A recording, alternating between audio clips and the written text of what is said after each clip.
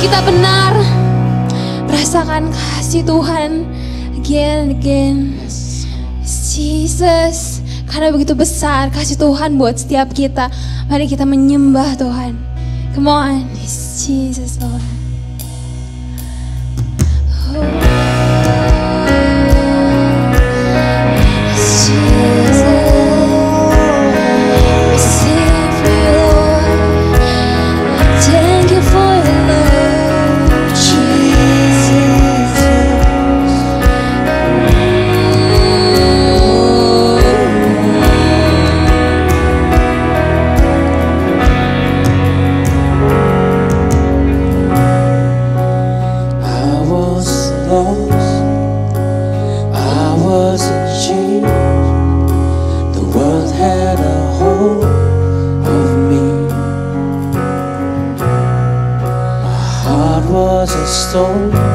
I was covered in shame when He came for me.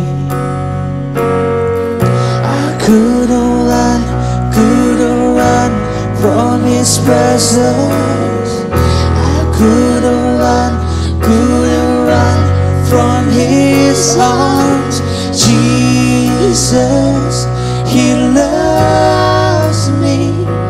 He loves me. He is for me.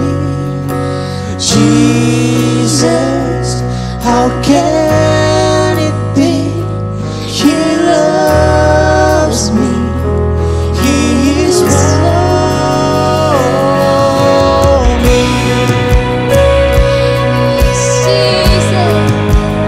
Thank you, Jesus.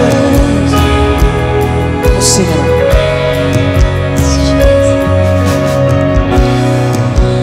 I was a fire deep in my soul. I'll never be the same. I step out of the dark into the light when He called my name.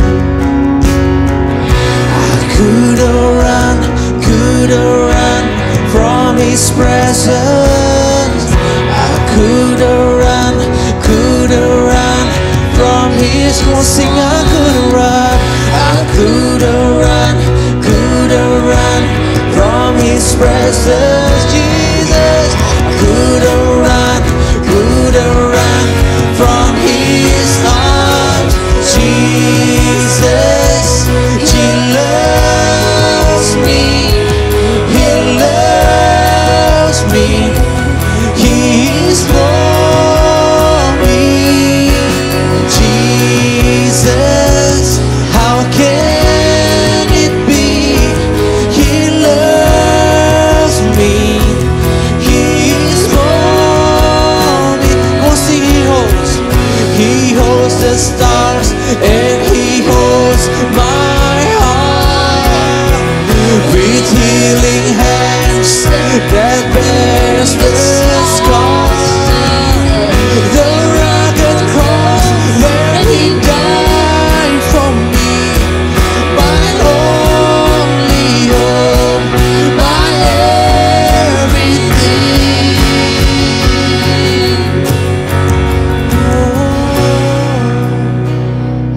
Thank you for loving me. Thank you for loving me, Jesus.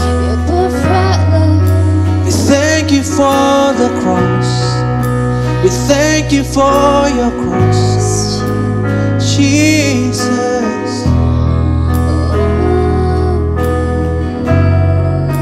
We thank you for your cross, the sign of your love. Oh Jesus, come on, sing. I couldn't run. I couldn't run from His presence. I couldn't run from His arms. I couldn't run from His presence. I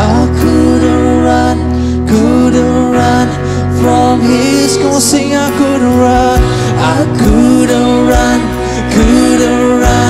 from His presence. I couldn't run.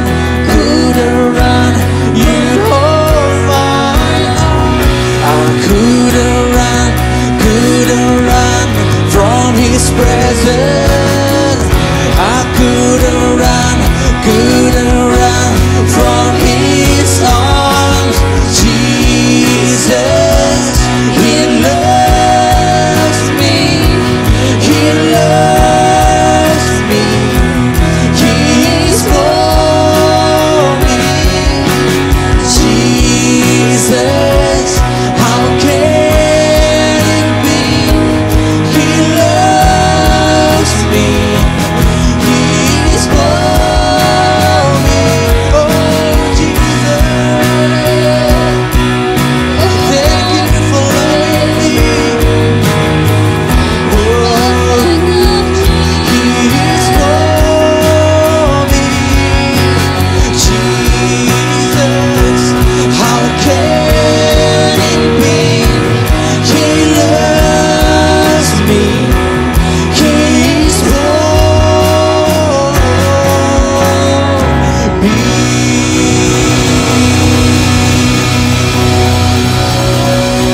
Thank you for your love, Jesus. We thank you for your love that conquers all things. Jesus.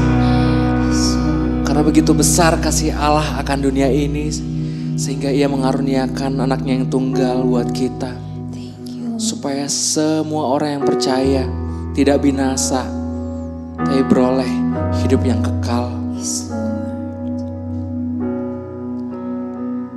Jadi sekarang kita lebih daripada pemenang karena Tuhan yang mengasihi kita. Dan tiada satupun di langit, di bumi, di bawah bumi, malaikat-malaikat, orang lain, situasi, nasib buruk, apapun yang bisa memisahkan kita daripada kasih-Nya Tuhan. Kami berterima kasih Tuhan atas Engkau yang sangat mengasihi kami. Tidak peduli apa yang perasaan kami katakan, kami mau percaya karena firman-Mu yang berkata, we love Him because He first loves us. Thank you Jesus.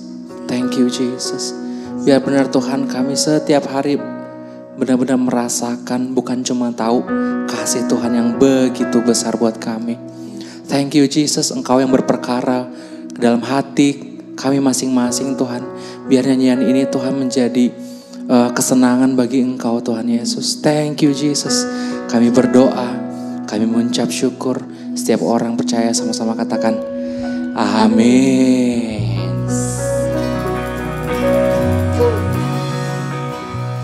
Amen, amen. That's a deep worship for today. I hope you feel refreshed and blessed with our worship today. And welcome, you are at the Bridgestone today. Akhirnya ada lagi ibadah Bridgestone. Guys, anyway, hari ini kalian lagi nonton dari mana nih? Beberapa mungkin lagi nonton di rumah, atau di rumah teman, atau mungkin kamu lagi nonton bareng anak-anak Komsel, atau mungkin lagi sama keluarga. Well, kalau hari ini kamu bisa join ibadah ini dengan nyaman, ini karena ada tim volunteers yang berjuang untuk kita punya experience ibadah yang luar biasa. So I think they deserve our appreciation. Boleh dong ketik thank you volunteers tapi pakai huruf kapital semua, oke? Biar mereka bisa merasakan terima kasihnya kita. So, abis ini kita ada beberapa pengumuman. Yang pertama, itu ada Homesal Movement, oke? Di hari Selasa, tanggal 9 Februari 2020, jam 7 malam. Untuk Zone Leader, Home Leader, Core Team ECC Global, dan Gaze Family. Pastikan setiap kita make time untuk momen ini. Karena last time kita punya Homesal Movement di tahun lalu, itu kita dengar dan belajar banyak banget soal Homesal dan kepemimpinan.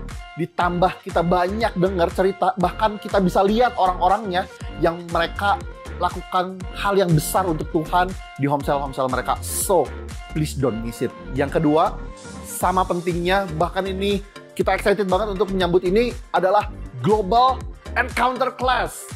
Ada di tanggal 28 Februari 2021. Jam 2 siang di Zoom. Oke? Ini untuk setiap kita yang belum pernah mengikuti Encounter Class. Di kelas ini, kamu akan mendengar hal yang berdampak besar untuk hidup kamu. Kalian akan mendengar rencana penyelamatan Tuhan untuk manusia.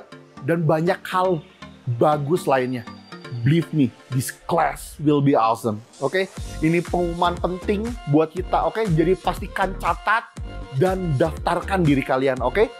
Selain itu, ada teman-teman yang pertama kali join ke ibadah kita hari ini. So, boleh gak ketik, welcome home guys, welcome home. You are part of this family. So, setelah ini akan ada waktu untuk kita memberikan persembahan dan perpuluhan. Hari ini ayatnya diambil dari Mazmur 126 ayat 5-6. Yang bunyinya kayak gini. Orang-orang yang menabur dengan mencucurkan air mata akan menuai dengan bersorak-sorai. Orang yang berjalan maju dengan menangis sambil menabur benih pasti pulang dengan sorak-sorai sambil membawa berkas-berkasnya. Well, hari ini saya percaya 2020 bukan hal yang mudah buat teman-teman semua. Karena beberapa dari kita mungkin menghadapi berbagai kendala ya. Mungkin karena tugas sekolah yang numpuk banget kok. Atau udah jenuh banget sekolah dari rumah seharian. Atau kok saya lagi kekurangan uang jajan nih. Karena kita semuanya dari rumah. Dan itu bukan hal yang aneh buat beberapa dari kita.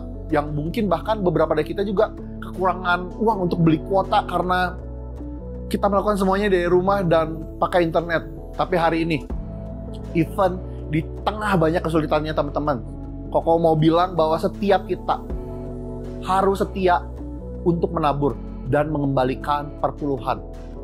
Kenapa? Karena Tuhan melihat persembahan yang kita berikan, bukan sekedar uangnya, tapi effort di belakang itu. Dia mengerti pengorbanan kita dan apa yang kita berikan. Dan saya percaya bahwa Tuhan gak akan tinggal diam melihat kekhawatiran teman-teman. Oke? So hari ini terlepas dari segala ketakutan dan kekhawatiran yang teman-teman alami, saya mau ajak untuk kita tetap menabur dan mengembalikan perpuluhan. Oke? Sekali lagi di Mazmur 126 ayat 6 dibilang apa? Orang yang berjalan maju dengan menangis sambil menabur benih pasti pulang dengan bersorak-sorai sambil membawa berkas-berkasnya. Oke? If he makes some breakthrough in my life, he also can make some breakthrough in your life. Kita berdoa dulu.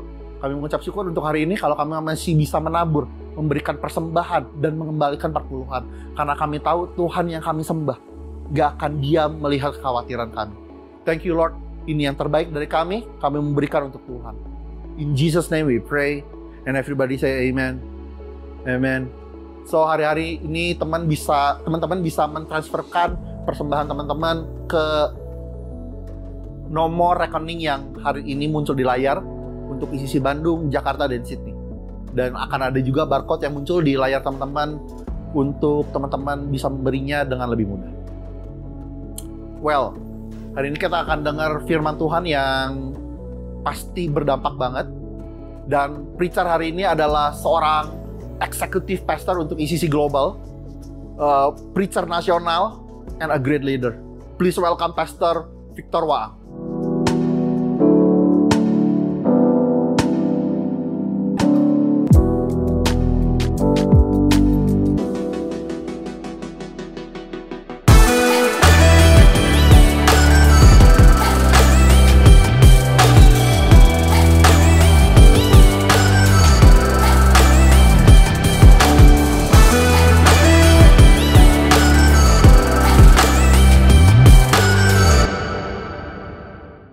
Hai The Bridge, apa kabar? Saya percaya kalau kita masih hidup, kita masih ada pengharapan. Tuhan belum selesai dengan kita, so don't give up with your life. Nah, bulan Januari ini kita akan belajar seri baru yaitu Moods, suasana hati. Dan dalam seri ini kita akan berbicara semua hal tentang perasaan, emosi, dan suasana hati yang kita alami. Kita mau menyelami bagaimana caranya menangani suasana hati kita dengan cara yang sehat. Cara agar mood tidak mengendalikan kita. Cara yang tidak membiarkan perasaan takut menjadi bos atas hidup kita. Dan sebelum kita melanjutkan ke topik pembicaraan hari ini, saya punya pertanyaan untuk The Bridge. Apa hal tergila yang kamu takutkan saat kecil? Hal tergila yang saya takutkan waktu saya kecil adalah kalau mama meninggal di tangan bapak saya. Kenapa? Karena waktu kecil saya sering mendengar bapak mengancam mama di depan saya dan adik-adik akan membunuh mama. Kapanpun kalau papa lagi berantem sama mama. Nah, mungkin teman-teman punya ketakutan yang lain, boleh tulis di kolom live chat yang ada. Nah, ada berbagai macam ketakutan. Ada yang takut berada di kamar pada malam hari tanpa lampu. Ada yang takut dengan badut. Ada yang takut dengan disuntik oleh dokter. Ada yang takut dengan kecoa. Ada yang takut dengan tikus. Bahkan dengan cicak. Berbeda dengan saya tidak takut. Malam hari tanpa lampu, justru saya senang kalau tidur di kamar tidur saya gelap tanpa lampu. Saya juga nggak takut dengan badut, apalagi kecoa, tinggal semprot baygon, mati. Saya juga nggak takut dengan disuntik oleh dokter.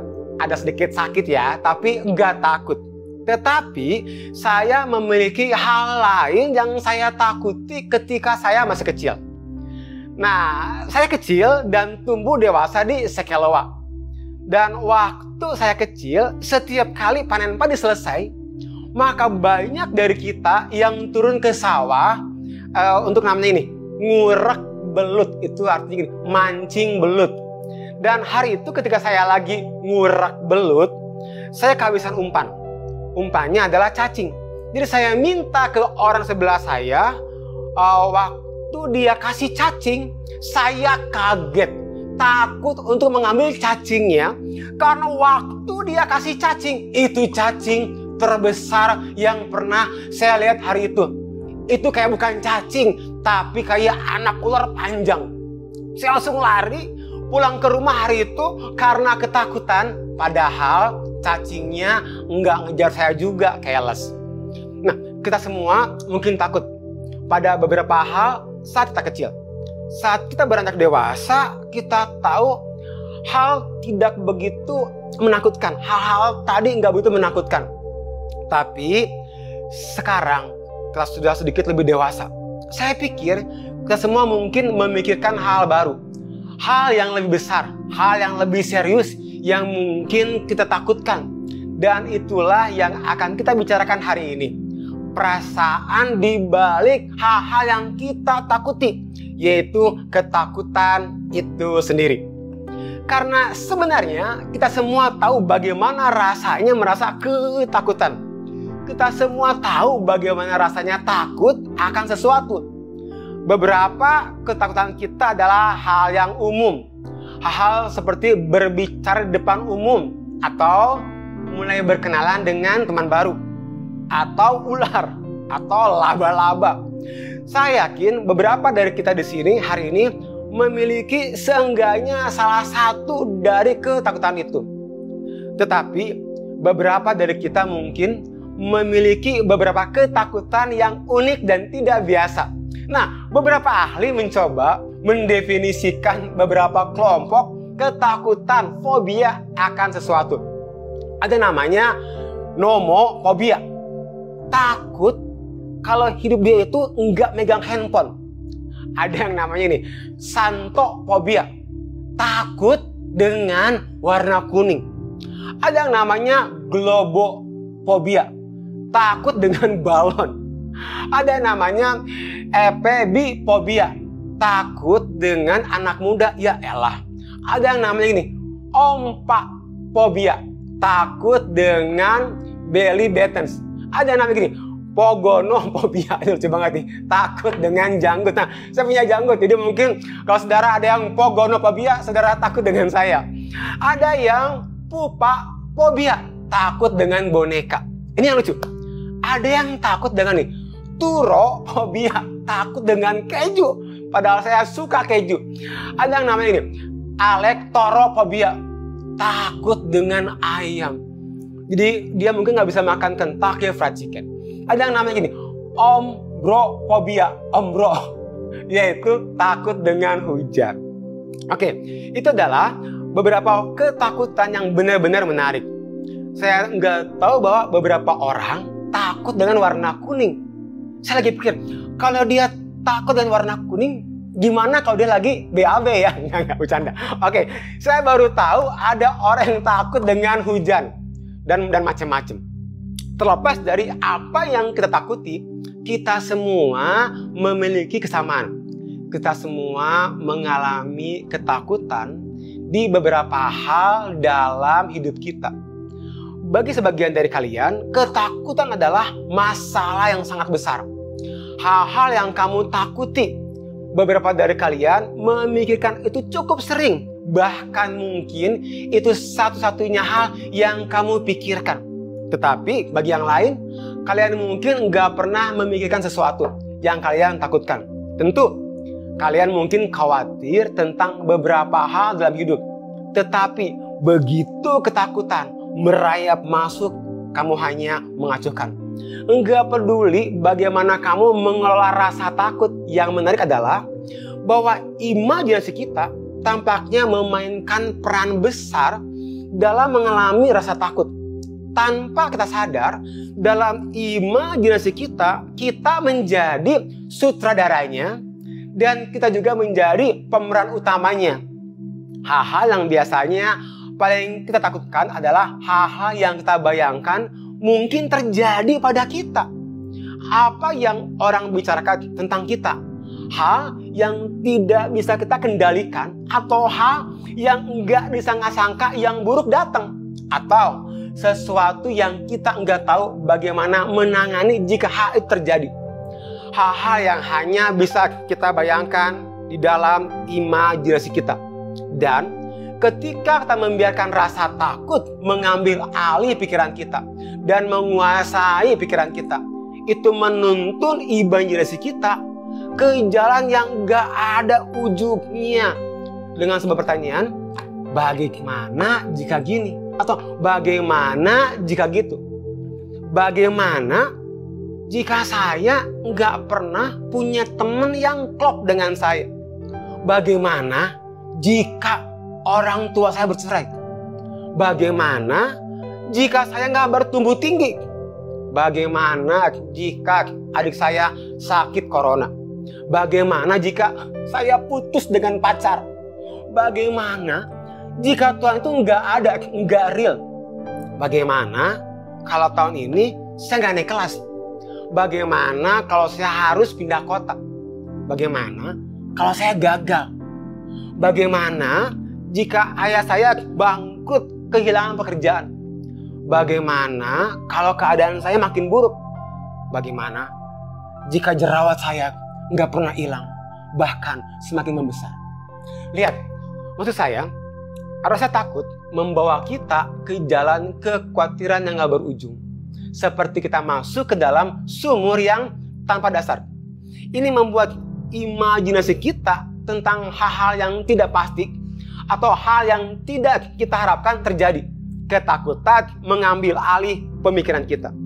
Dan ketika kita dihadapkan dengan ketakutan, kita biasanya memiliki salah satu dari 3 tanggapan ini. Yang pertama, fight. Ketika kita dihadapkan dengan rasa takut, beberapa dari kita mencoba melawannya, menaklukkannya. Kita mencoba mengendalikan keadaan untuk mencegah hal-hal yang kita takutkan tidak terjadi. Mungkin kamu mendorong ayah kamu untuk menjaga makannya dan lebih banyak istirahat supaya beliau nggak sakit. Atau kamu mencoba ke adik atau kakak untuk nggak hadir ke sebuah acara karena takut hal yang buruk akan terjadi. Atau kita belajar sangat keras, les tiap hari kalau perlu supaya naik kelas. Kita berfokus pada hal yang dapat kita kontrol. Kita melawan rasa takut dengan mencoba untuk mengambil kendali. Dan kita tidak menyerah. Kamu merasa telah memperbaikinya atau menghentikannya hal buruk itu, atau mengusahakan sesuatu agar hal yang kamu takuti tidak terjadi. Yang kedua adalah flight, lari, terbang. Beberapa dari kalian menghadapi ketakutan dengan cara tidak menghadapinya sama sekali. Ketakutan memotivasi kamu untuk enggak melawan, tetapi berlari ke arah yang berlawanan. Kamu menghindari pertanyaan karena ketakutan, dan itu membuat kamu meragukan iman kamu pada Tuhan. Kamu menjauh dari teman-teman kamu ketika mereka menyakiti perasaanmu karena tidak ingin menghadapi rasa takut jika ditolak oleh mereka.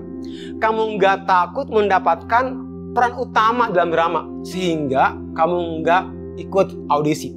Bagi kamu, ketakutan membuat kamu melarikan diri dan menghindar hal-hal yang mengkhawatirkan atau takut. Yang ketiga, freeze, membeku. Bagi sebagian dari kalian, rasa takut hanya membuat kalian membeku. Ketakutan melumpuhkanmu. Kamu seperti merasa terjebak ketika kamu dihadapkan dengan ketakutan akan hal yang buruk akan terjadi. Kekecewaan atau hal yang tidak sesuai rencana.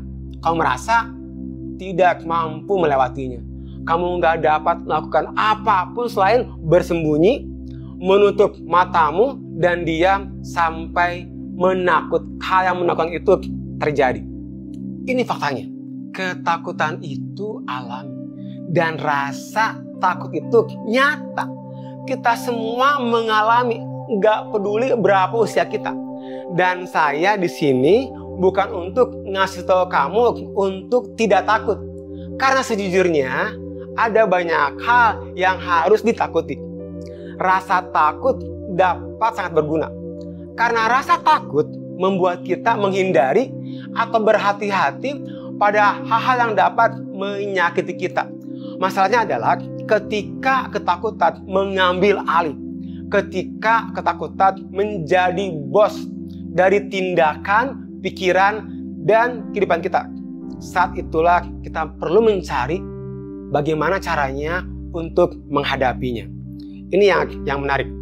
Salah satu hal terbaik tentang Alkitab adalah Alkitab ini selalu memberi contoh dari orang-orang yang real, yang nyata, yang memiliki pengalaman dan perasaan nyata seperti kita. Dan hari ini kita akan melihat pengalaman beberapa murid Tuhan Yesus yang saya pikir dapat mengajarkan kita banyak hal untuk menghadapi ketakutan. Saat di bumi, Tuhan Yesus menghabiskan sebagian besar waktunya dengan 12 orang muridnya. Mereka adalah pengikut terdekatnya. Karena mereka menghabiskan begitu banyak waktu dengan Tuhan Yesus. Mereka melihatnya melakukan banyak hal yang menakjubkan. Menyembuhkan orang sakit, mengampuni orang berdosa, melakukan mujizat. Jika kamu pasti berpikir bahwa murid-murid Tuhan Yesus ini enggak lagi memiliki sesuatu yang ditakutkan. Lagi pula mereka bersama dengan pribadi yang benar-benar bisa melakukan apa aja. Apa yang mungkin mereka takutkan. Dengan Tuhan Yesus ada di pihak mereka. Nah, kita lihat seorang bernama Matius. Dia adalah salah satu murid dari Tuhan Yesus yang menuliskan tentang kehidupan dan perjalanan Tuhan Yesus. Mari kita baca. Matius 8 ayat yang ke-23 sampai yang ke-25. Judulnya adalah Angin Ribut Diredakan. Lalu Yesus naik ke dalam perahu dan murid-muridnya pun mengikutinya. Sekonyong-konyong mengamuklah angin ribut di danau itu sehingga perahu itu ditembus gelombang. Tetapi Yesus tidur. Maka datanglah murid-muridnya membangunkan dia, katanya, "Tuhan, tolonglah kita binasa." Dalam terjemahan lain dikatakan, "Tuhan, tolonglah kita akan tenggelam." Oke, jadi para murid bepergian menggunakan perahu ini dengan Tuhan Yesus. Ketika tiba-tiba badai besar menerpa, ombak itu begitu tinggi dan menyapu bagian atas perahu. Dan apa yang Tuhan Yesus lakukan? bobo ciang. Dia lagi tidur siang ketika badai semakin besar dan menakutkan. Para murid berpikir, apa yang akan mereka lakukan? Mereka panik, mereka ketakutan dalam menghadapi badai ini. Pikiran mereka penuh dengan ketakutan. Gimana kalau saya mati? Gimana kalau tenggelam? Gimana kalau perahunya terbalik? Jadi mereka membangunkan Tuhan Yesus, atau mungkin saya nggak ngerti. Tapi saya percaya, kalau orang panik nggak mungkin membangunkannya pelan-pelan. Tuhan, nggak mungkin. Pasti mereka membangunkannya dengan penuh kepanikan. Karena mereka melihat Tuhan Yesus lagi bobo siang. Pasti mereka berteriak, Tuhan Yesus bangun, bantu kami, kita hampir tenggelam. Matius 8 ayat yang ke-26 sampai yang ke-27. Ia berkata kepada mereka, mengapa kamu takut? Kamu yang kurang percaya. Lalu bangunlah Yesus menghardik angin dan danau itu. Maka danau itu menjadi teduh sekali. Dan heranlah orang-orang itu, katanya, orang apakah dia sehingga angin dan danau pun taat kepadanya. Jadi apa yang Tuhan Yesus lakukan? Tepat, dia melakukan apa yang hanya dia yang mampu melakukannya. Dia menenangkan badai itu. Dia mengambil hal yang sangat ditakuti murid-murid itu dan menghentikannya saat itu juga. Dia meredakan ketakutan mereka. Bukan hanya dengan menghentikan angin dan gelombang, tetapi dengan menunjukkan bahwa ada hal lain yang dapat kita pilih dalam menghadapi ketakutan, yaitu faith, yaitu iman. Lalu lihat kembali apa yang Tuhan Yesus katakan kepada murid-muridnya waktu membangunkannya. Mengapa kamu takut, hai kamu yang kurang percaya? Saya nggak bisa pastikan hal ini karena jelas saya nggak ada di perahu itu. Saya berpikir Tuhan Yesus mengatakan ini bukan karena dia marah pada murid-murid. Saya juga berpikir dia nggak mencoba untuk membuat mereka merasa buruk karena nggak memiliki cukup iman. Saya pikir dia mencoba untuk menunjukkan kepada mereka bahwa iman dapat membantu mengatasi rasa takut mereka. Apakah murid-murid ini memiliki alasan untuk takut? Tentu iya. Mereka berada di perahu di tengah badai besar. Itu menakutkan. Tetapi Tuhan Yesus ingin mereka tahu bahwa ketakutan mereka tidak harus menjadi satu-satunya hal yang mereka rasakan. Karena ada seseorang yang lebih mampu dan lebih kuat dari ketakutan itu sendiri. Ketakutan apapun. Dan namanya adalah Tuhan kita, Yesus Kristus. Katakan amin.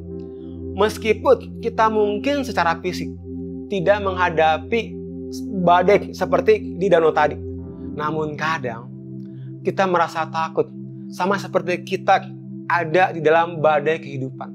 Ketika kita mengalami ketakutan, kita memiliki lebih banyak pilihan daripada hanya fight, mencoba melawan dengan kekuatan sendiri, flight, lari dari masalah, atau freeze, membeku. Kita dapat memilih faith, iman. Itulah yang Tuhan Yesus tawarkan dan berikan pada kita. Dengar, the breeze, fear doesn't have to be the boss of you. Jangan biarkan rasa takut menjadi bos di dalam hidup kita. Ketakutan datang ketika kita merasa sesuatu di luar kendali. Tetapi kenyataannya adalah ketika kita berada di luar kendali, Tuhan Yesus masih memegang kendali. Kita dapat mempercayainya ketika kita berada di tengah badai kehidupan. Apakah kita masih memiliki alasan untuk takut dalam hidup? Iya. Saya nggak mengatakan memiliki iman berarti kamu nggak pernah takut lagi. Tapi iman yang membuat kita dapat melalui rasa takut itu. Iman ada dan dia tinggal bersama kita dalam melewati ketakutan. Dan iman akan ada dan bersama kita mengangkat setiap ketakutan. Apa yang dapat kita aplikasikan di dalam kehidupan kita sehari-hari? Fear doesn't have to be the boss of you. Ketakutan nggak lagi harus menjadi bos menguasai hidup kita. Dan sama seperti para murid, Tuhan Yesus menawarkan kepada kita jalan keluar dari ketakutan. Dia menawarkan kita walk by faith, berjalan dengan iman. Jadi, apa yang kita lakukan dengan ketakutan kita? Ketika kita dihadapkan dengan sesuatu yang menakutkan, apa yang harus kita lakukan? Nah, untuk jawabannya, mari kita buka satu ayat terakhir, 1 Petrus 5 ayat yang ke-7. Serahkanlah segala kekhawatiranmu kepadanya, sebab ia yang memelihara kamu. Katakan amin. Apa yang membuat saya menarik, interesting dari ayat ini? Karena ayat ini ditulis oleh Petrus, seorang murid Tuhan Yesus yang berada di perahu tepat di tengah badai hari itu. Jadi ketika Petrus menuliskan hal ini, dia menuliskannya berdasarkan pengalaman yang dia lihat dan dia rasa. Dia tahu bagaimana rasanya mengalami ketakutan. Dan dia juga tahu bagaimana rasanya menaruh imannya kepada Tuhan Yesus di tengah ketakutan. Ketika Petrus mengatakan serahkan, maksudnya itu melemparkan atau melontarkan atau mengangkat kepada. Semua itu adalah kata aktif. Itu berarti hal ini tidak akan terjadi secara enggak sengaja. Kita yang perlu intentionally untuk melakukannya. Ketika kamu merasa takut, kamu harus memilih untuk mengambilnya dan menyerahkannya ketakutan itu kepada Tuhan Yesus. Dan mengapa kita melakukan ini? Ya, kita menyerahkan ketakutan kita kepada Tuhan Yesus. Karena dia care sama kita. Karena dia mengasihi kita. Bagaimana kita melemparkan, menyerahkan ketakutan kita? Kita bisa berdoa. Kita dapat berbicara kepadanya tentang ketakutan kita. Kita dapat mengundangnya ke dalam hal yang kita takutkan. Kita dapat fokus kepada semua kebenaran firman Tuhan tentang Tuhan Yesus. Dan kita dapat menaruhkan iman kita pada kuasanya untuk menangani semua ketakutan kita. Jadi minggu ini apa yang akan kita lakukan? Pikirkan tentang ketakutan apa yang kamu hadapi saat ini. Enggak peduli besar atau kecil. Tuliskan semua itu. Saudara bisa mencatatnya di buku catatan saudara atau bisa di gadget. Yang kedua, kemudian satu persatu bawa semua ketakutanmu kepada Tuhan Yesus. Serahkanlah ketakutanmu kepada Tuhan Yesus. Berseru pada Tuhan untuk membantu kamu memiliki iman, untuk mempercayai bahwa Dia lebih besar dari ketakutanmu. Berdoalah agar Tuhan Yesus bersamamu di tengah badai kehidupanmu. Serahkan semua yang kamu takutkan padanya dan minta Dia berjalan bersamamu melewatinya. Ingat, fear doesn't have to be boss of you. Ketakutan gak lagi menjadi bos di dalam hidupmu.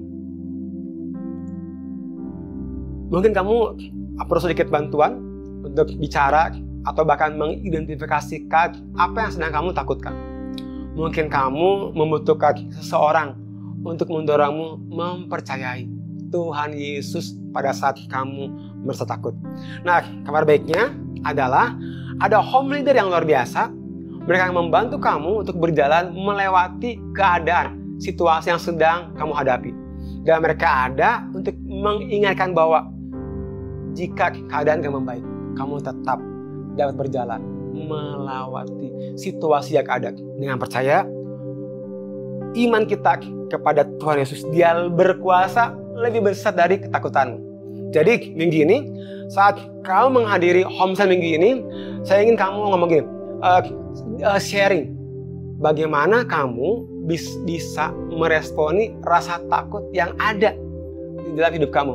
Itu kemudian diceritakan di homeschool. Ceritakan bagaimana kemenangan yang kamu rasakan melewati ketakutan bersama dengan Tuhan Yesus. Ingat, Tuhan Yesus lebih besar dari ketakutan apapun yang kamu hadapi hari ini. Saya berharap apa yang saya share hari ini dapat membantu semua teman-teman yang ada di The Bridge hari ini. Mari kita akhiri persoalan kita hari ini dengan kita berdoa. Hari ini, apapun yang kau takutkan, dan kau tahu hari ini, Tuhanmu, Tuhan Yesus, lebih besar dari apapun yang kau takutkan. Jangan biarkan ketakutan menguasaimu. Saya nggak tahu apa yang teman-teman takutkan hari ini. Tapi kalau ada hal yang sangat menakutkanmu, boleh nggak engkau taruh tangan kamu di dada? Saya akan berdoa buat. Mungkin engkau takut papamu sakit. Mungkin engkau takut keluargamu bercerai. Mungkin engkau takut nanti udah mau nggak naik kelas. Apapun itu. Taruh tanganmu di dada. Haleluya. Tuhan Yesus, Engkau mengalahkan maut. Maut gak lagi berkuasa atas hidupmu.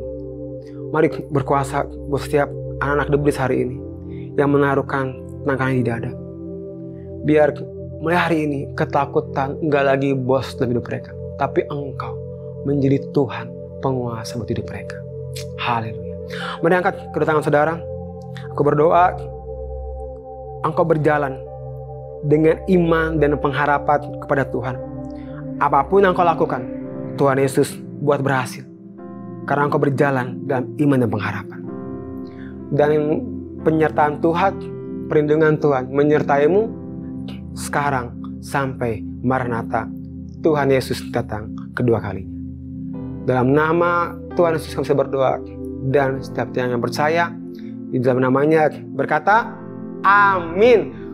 Tuhan Yesus memberkati. See you next week. Terima kasih telah mengikuti ibadah online ECC Church. Semoga saudara diberkati.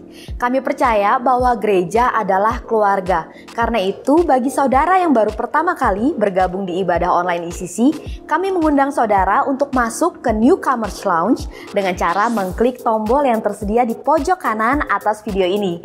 Kemudian mengisi form yang tersedia. Kami berharap dapat mengenal saudara lebih baik lagi dan semoga saudara bisa bergabung dengan Homeschool yang sesuai dengan lokasi, usia, dan kebutuhan saudara.